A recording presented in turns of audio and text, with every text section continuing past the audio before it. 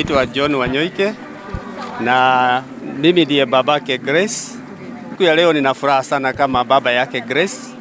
Grace ni mtoto wa kipekee kwa sababu alizaliwa na akawa hawezi kuongea, lakini siku give up.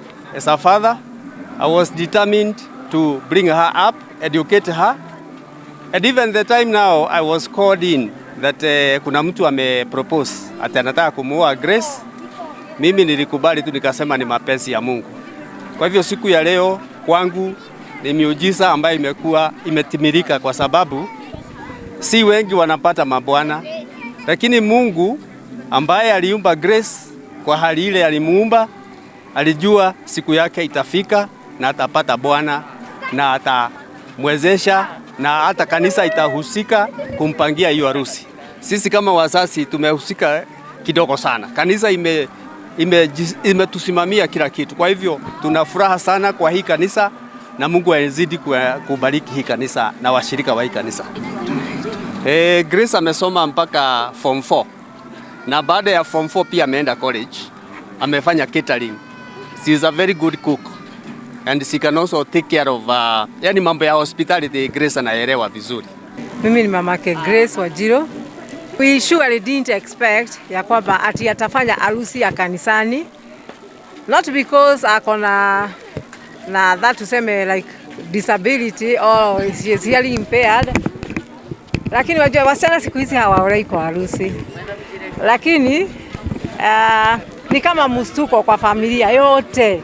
Sio tu sisi wazazi wake, kwa sababu tuliposikia ati wanapanga harusi ya kanisa, me I felt like is it true ama like ninadanganywa, like sijui, it's not something true.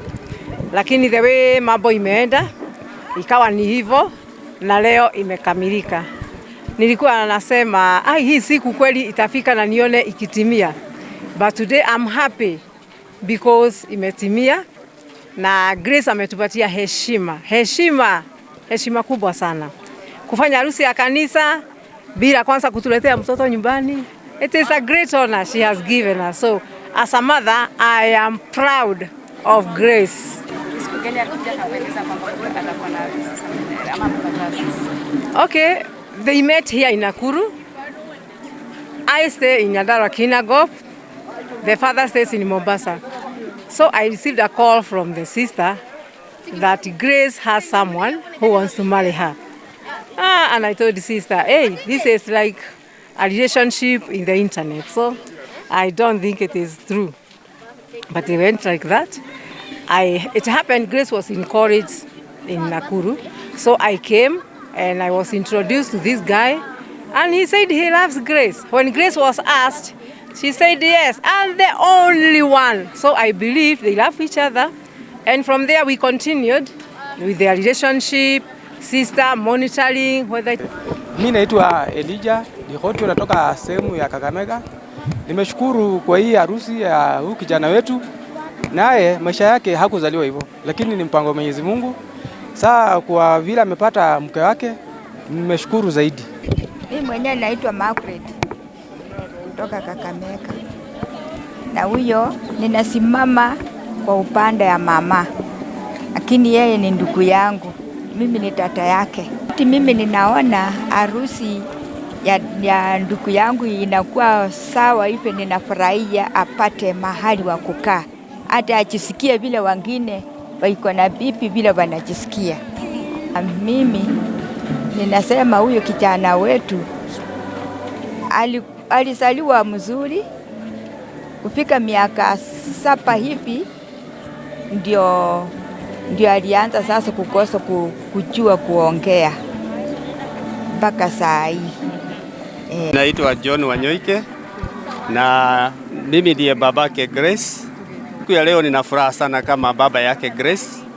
Grace ni mtoto wa kipekee kwa sababu alizaliwa na akawa hawezi kuongea, lakini siku give up. As a father, I was determined to bring her up, educate her. And even the time now I was called in that kuna mtu propose ati anataka kumuoa Grace. Mimi nilikubali tu, nikasema ni mapenzi ya Mungu. Kwa hivyo siku ya leo kwangu ni miujiza ambayo imekuwa imetimilika, kwa sababu si wengi wanapata mabwana, lakini Mungu ambaye aliumba Grace kwa hali ile alimuumba, alijua siku yake itafika na atapata bwana na atamwezesha na hata kanisa itahusika kumpangia hiyo harusi. Sisi kama wazazi tumehusika kidogo sana. Kanisa imetusimamia kila kitu. Kwa hivyo tuna furaha sana kwa hii kanisa na Mungu azidi kubariki hii kanisa na washirika wa hii kanisa. Grace amesoma mpaka form 4. Na baada ya form 4 pia ameenda college.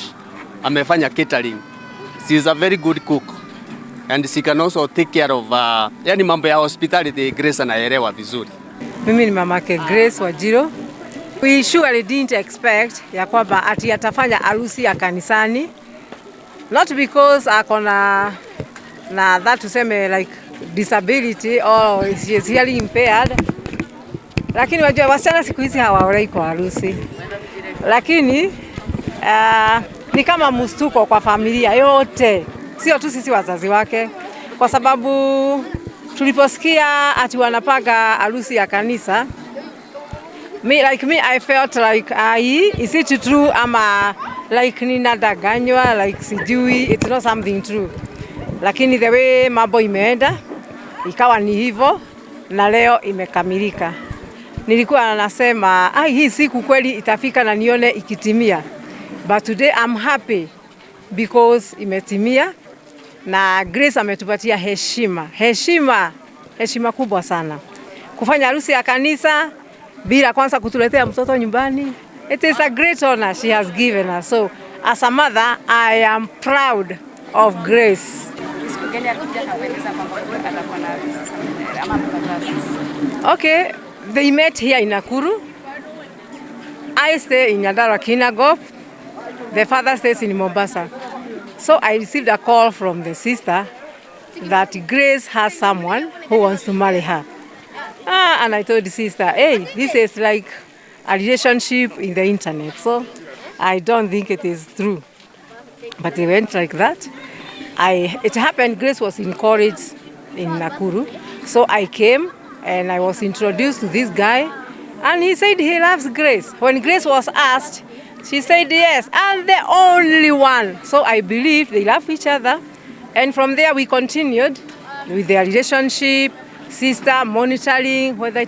Mimi naitwa Elijah Dihotio, natoka sehemu ya Kakamega.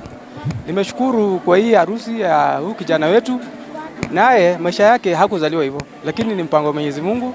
Saa kwa vile amepata mke wake, nimeshukuru zaidi. Mimi mwenyewe naitwa Margaret kutoka Kakamega, na huyo ninasimama kwa upande ya mama, lakini yeye ni ndugu yangu, mimi ni tata yake.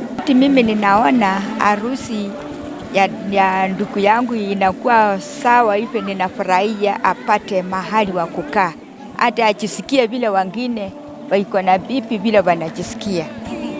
Mimi ninasema huyo kijana wetu